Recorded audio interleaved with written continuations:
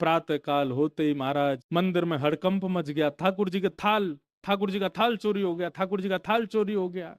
रसोई घर से दूसरी आवाज आने लगी, बोले क्यों? हंडियां फूटी पड़ी हैं, चावल बिखरे पड़े हैं, पता नहीं कौन भीतर घुसा था, सारी सामग्रियां फैला दी हैं। ठाकुर जी हैं, व्यवस्थित थोड़ी रहते हैं, यूं यूं उठा दिए होंगे सब सामान, गिर दी होंगी हंडी। हल्ला मचा, ढूंढने लगे, इतने में बंदो मेहनती के नेत्र खुले, ये अपनी थाल लेकर के मंदिर में ही पहुंच गए। और जैसे ही इनके हाथ में थाल देखी तो शरीर की अवस्था, वस्त्रों की अवस्था से लगता ही नहीं है कि इसको, इसके पास थाल।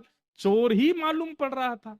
बिना पूछे बिना जाने ही मारपीट शुरू कर दी। और जैसी मारपीट होनी शुरू हुई, बंदो मेहनती तो वाह जगन्नाथ, जय हो जगन्नाथ, आहा जगन्नाथ। रात में तो छेना पोड़ा खिला रहे थे, रात में तो रसगुल्ला खिला, सुबह लात घुसा पड़वा रहे हो, वाह जगन्नाथ तेरी लीला बड़ी अद्भुत है।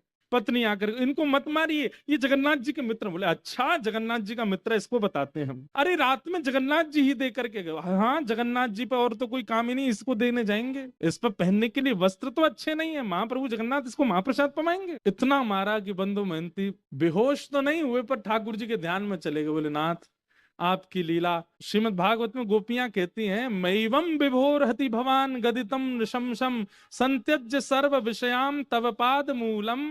हे ठाकुर जी, सब चीज छोड़ करके भक्त आपकी शरण में आता है, लेकिन आप परीक्षा लेने से बाज नहीं आते, आप बहुत परीक्षा लेते हो। बंधु मेहनती चिंतन कर रहा, वाह नाथ, आप चाहो तो सब कुछ देते हैं और आप चाहो तो मारते पीटते हैं। ठाकुर जी तुरंत दैतापति राजा के स्वप्न में गए और कहे, बोले मेरा मेरा परम सखा बंधु मेहनती यार, तुम्हारे लोग उसको मार रहे हैं, अभी जाओ जाकर के उन लोगों को रोको और उन सबको बताओ। उनका दिमाग नहीं चलता, खुद वो स्वयं नहीं विचार कर सकते। जब मंदिर का ताला नहीं टूटा है, मंदिर के अंदर के सांकर तक नहीं खुली है, तो फिर भीतर से थाल बाहर कैसे चला गया?